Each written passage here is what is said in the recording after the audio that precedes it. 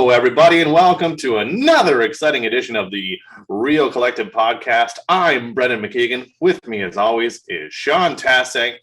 If you like what you've been seeing, guys, give us a like, subscribe, and share. If you want to talk to us about your own needs, book an appointment. Book an appointment with us in the Calendly links below. I can't even talk anymore, guys.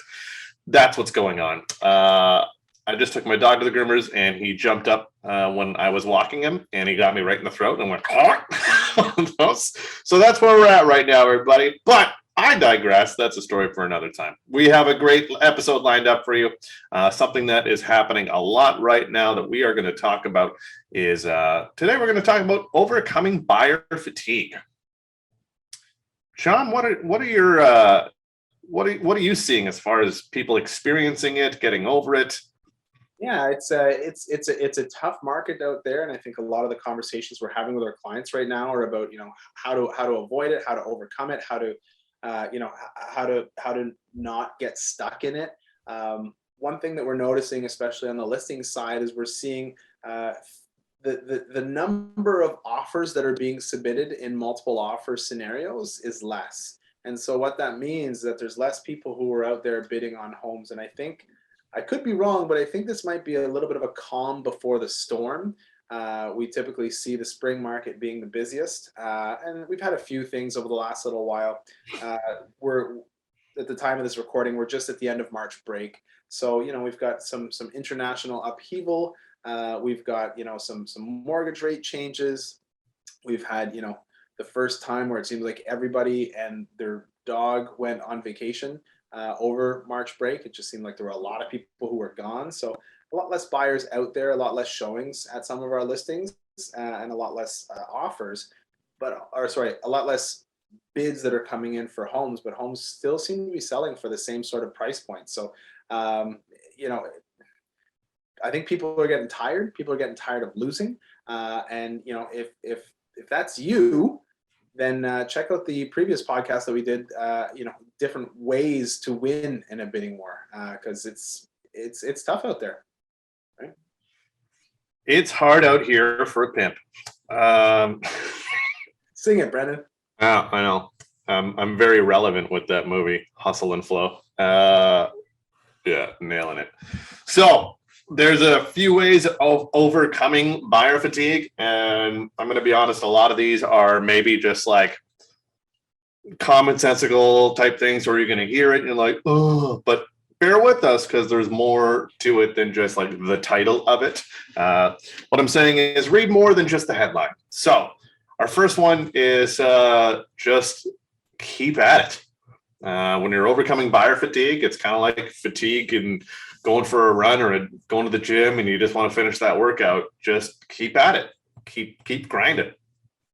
Yeah, the phrase that instantly pops into my head is don't leave before the miracle happens. You never know, and that's what's making people fatigued, right? But if the market's changing ever so slightly and you've got an opportunity to sort of be that final one, learn the lessons of your lost offers and apply them to your next property. And that next one might be it. How many clients have we had tell us, it's all for a reason, right? Oh, I lost this one. Well, it wasn't meant to be, right?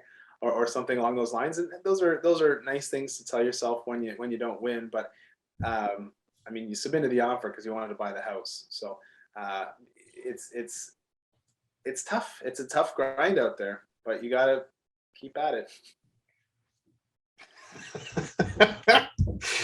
Yeah, so that was the explanation of what keep at it means. But what we are getting at is don't just give up and don't just say, well, we didn't get that one. There's no point. We're over and it's done with, because then you're going to end up hemming and hawing about it for months later. And the way the market's going now, you might end up pricing yourself out. So stick with it. And just keep plugging away. And sometimes to do that, moving to the next one, is what you're going to have to do for your next home is, in this market, you might have to make some concessions. Not everybody can get everything that they want in their house. Maybe you don't get the finished basement with a separate room for a pool table that you've really had your eye on. Maybe you have to settle for not a pool table. Maybe you have to settle for an unfinished basement and have the equity build up. A lot of people are finding that once they do make concessions, it opens up another world for them. If they can understand that in due time, you can make that house the way that you want it. Yeah, absolutely. It's absolutely a question, about being strategic when you're shopping for a home right now. Whether it's concession about the space inside the home, the geographic location of the home, or the price point, right? Some people ultimately decide that they want to spend more to be able to get what they want. So the concession can be from any point of view, right? Number of rooms, number of bedrooms or bathrooms or whatever in the home. My dog is not at the groomer. So all of that, you have to really be strategic as you're going through and making these concessions.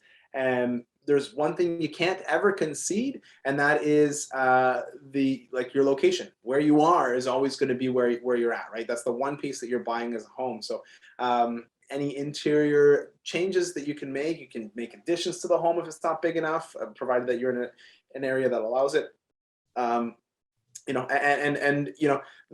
money part of it, as the rates are increasing, you're going to lose buying power as you move forward. So the more quickly you act, even if you do spend more than you're comfortable spending, your monthly payments might wind up at a point where it sort of makes sense. So concessions with regards to, I would say, any of those three are how you might hopefully overcome buyer fatigue. And obviously overcoming buyer fatigue means buying a house.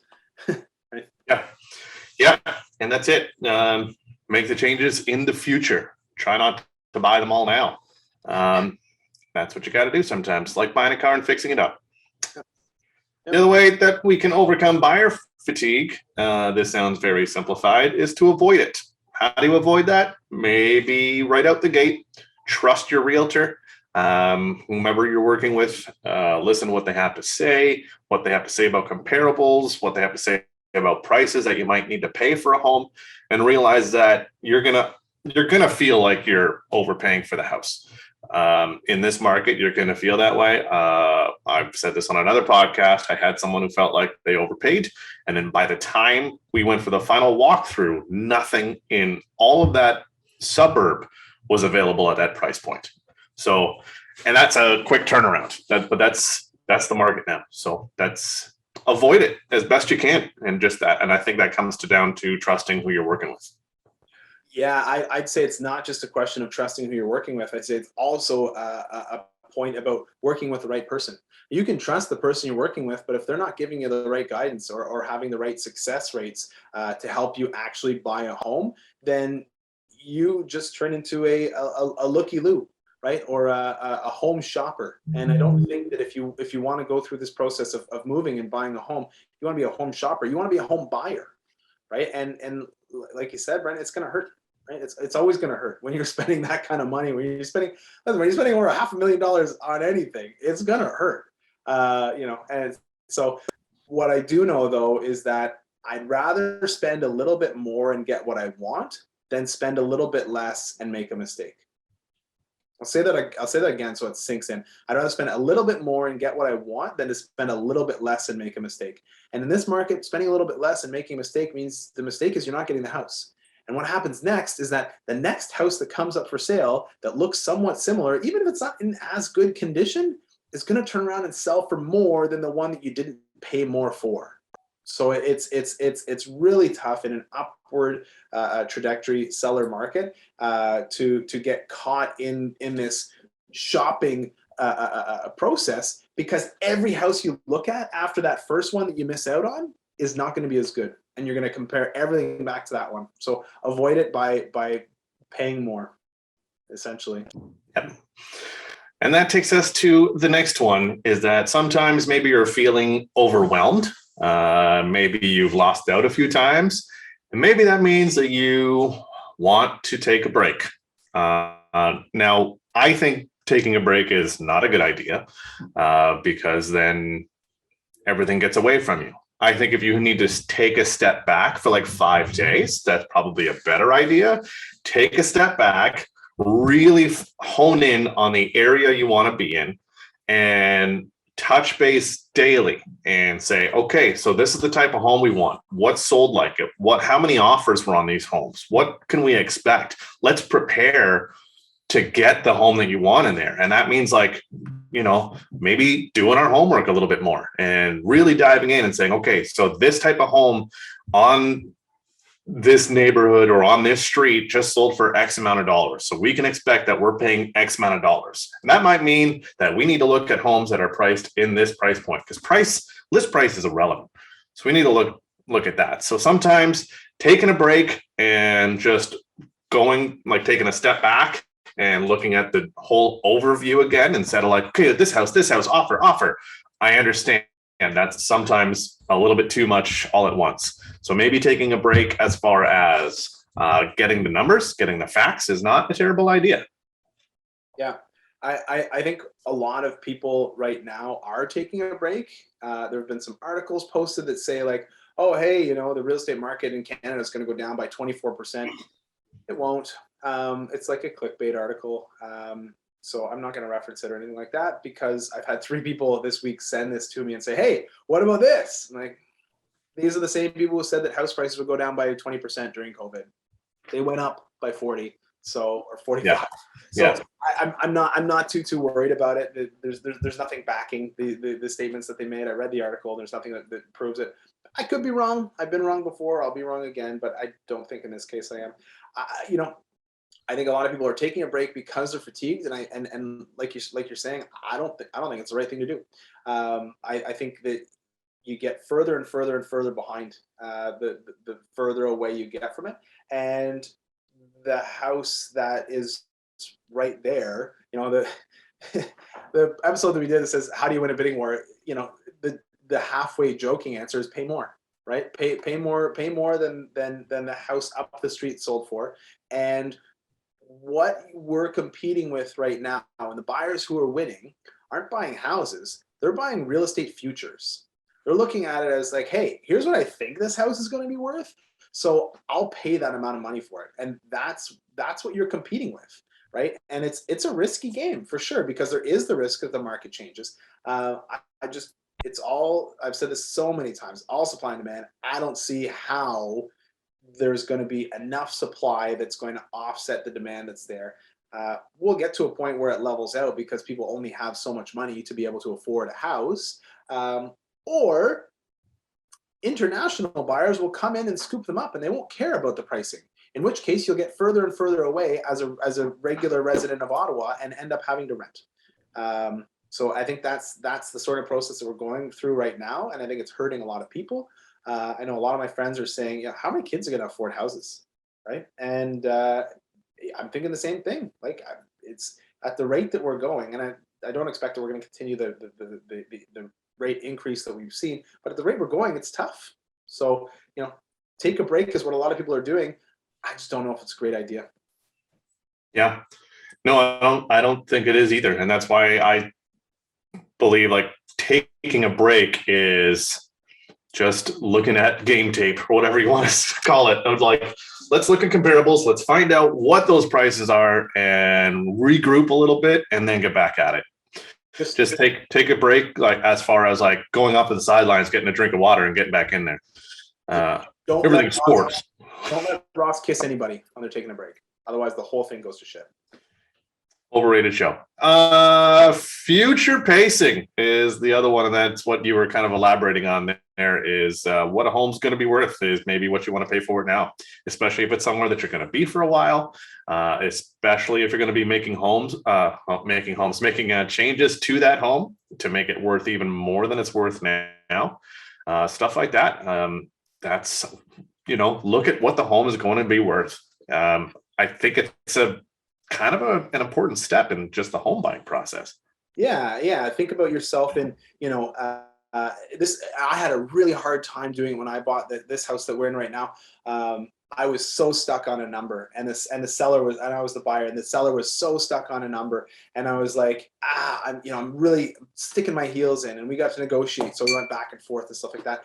And I was so stuck on my number, and I kind of got out of my own way. The difference was $10,000.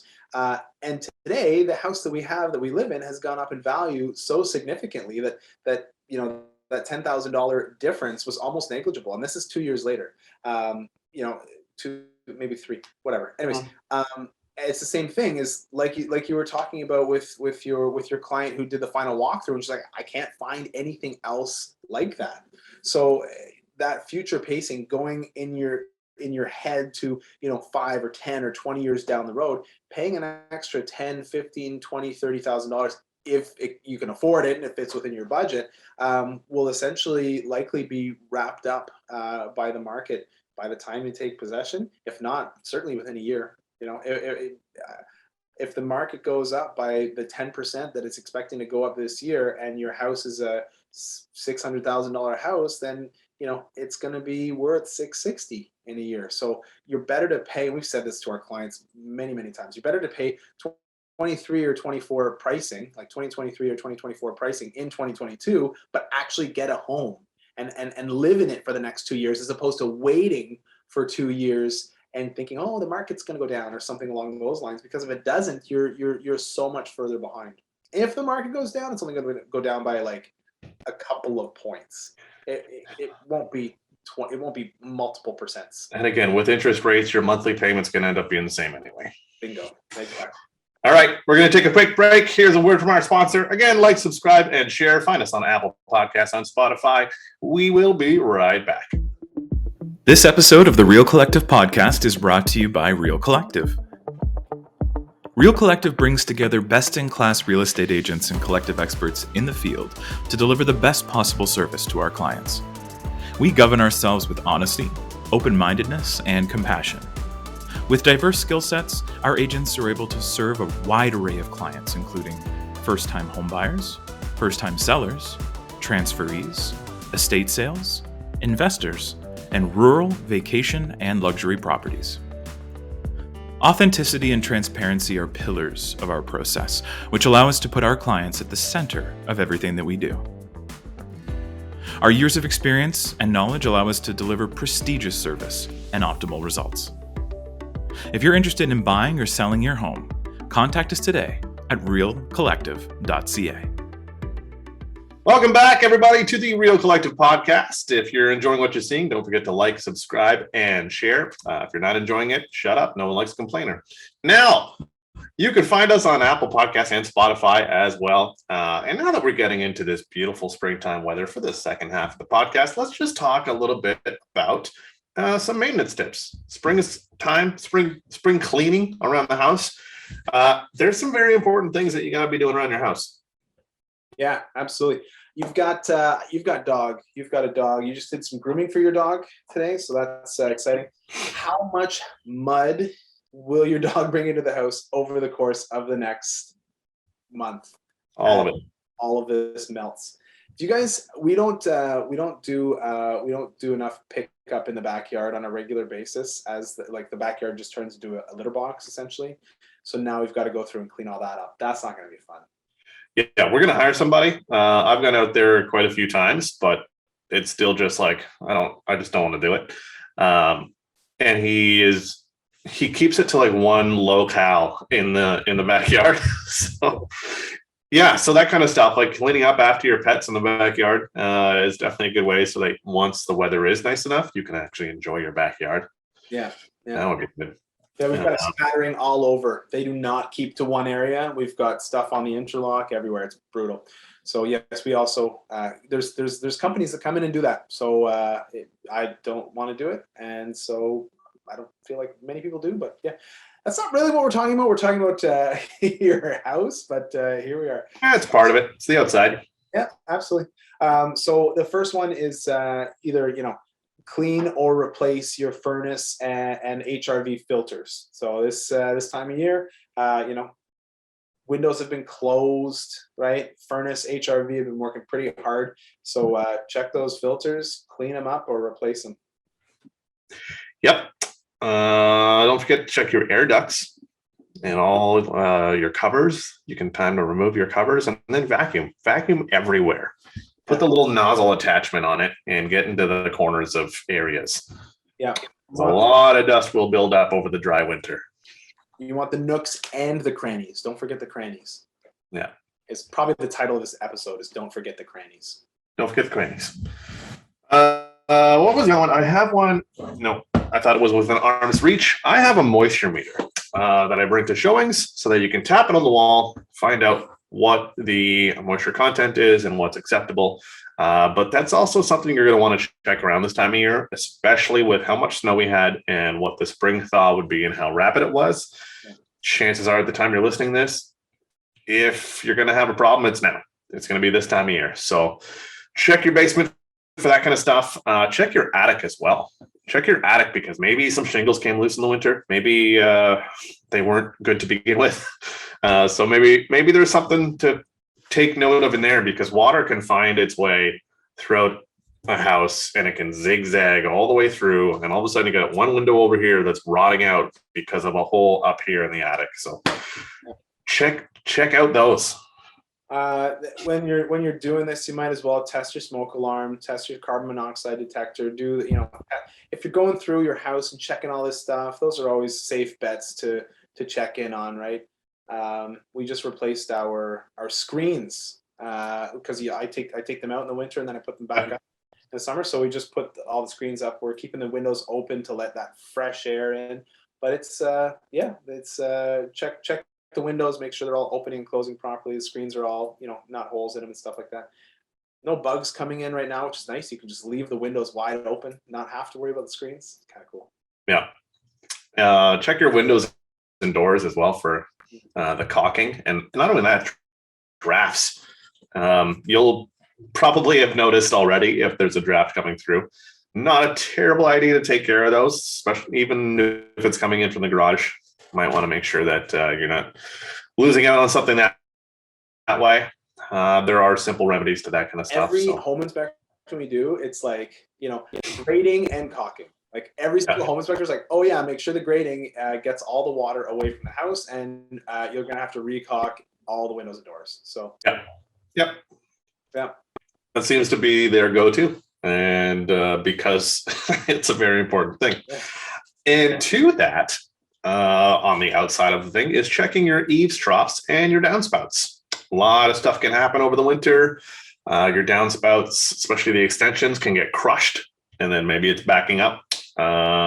So make sure you check those, clear your gutters, your eaves troughs, make sure that all the spring stuff, and not only that, sand and dirt from snow and whatnot and shingle runoff can really fill up your eaves troughs pretty quickly. I had to replace not a downspout, but like an extender because it was full of ice. Yeah.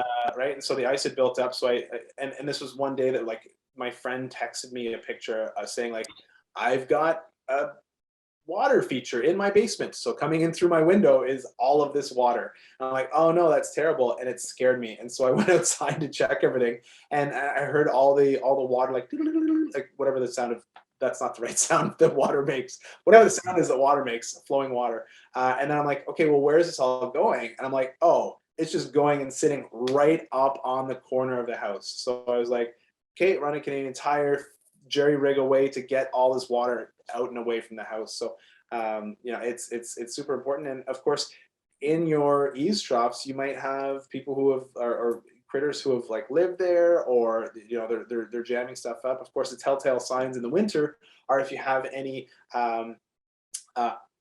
icicles that are hanging from anywhere all along your eaves troughs, right? Those are sort of your problem areas you want to check out. So might be a thought to resolve that over the spring and summer. And and while you're up there, you might as well check out your roof, check out your shingles, see if there is anything damaged on the outside. It's just happens, right? Shingles wear over time, and heavy if you've got trees that are above your roof or something like that, if a branch falls, it might damage something. Heavy winds, right, can rip shingles off. So there's a lot to do, man. There is. And then the other thing, and the last thing, is make sure your propane tanks are filled, because there's nothing worse than starting up a barbecue or wanting to on a really nice day and then not being able to because dumb Brendan didn't get them filled up earlier. So go get a propane tank filled, because barbecue season is not too far away. And yeah, sure, you might have to wear a jacket, but the steaks are going to thank you. So, and if you're not eating steaks, the portobello mushrooms are going to thank you. No, not for me. Okay, the tofu dogs are going to thank you. That's a hard no. I will have veggie burgers. They will be great. Oh, there you go. Beyond Meat burgers, awesome. Cool. Yep. Perfect. All right. Well, that's great. That's a good spot to wrap it up as well. A little spring cleaning. We just wanted to fire those out to you and help you guys out. Help you get your home ready to enjoy for the summer, so you don't have to spend your summer worrying about leaks and foundation issues and all that kind of stuff that goes along with not doing proper home maintenance. So again, if you enjoyed us, like, subscribe, share, find us on Apple Podcasts and Spotify as well. If you had a good time, please let everyone know. That would be wonderful. If you want to book an appointment with us and talk about your own real estate needs, whatever they may be, there's links to Calendly in the link below for Sean and I, so you can click on those, book a time, easy peasy, lemon squeezy, and hopefully we can make your life a little bit easier to get into your next home. I am Brendan McKeigan. This is Sean Tassé. Until the next time, keep it real. Collective.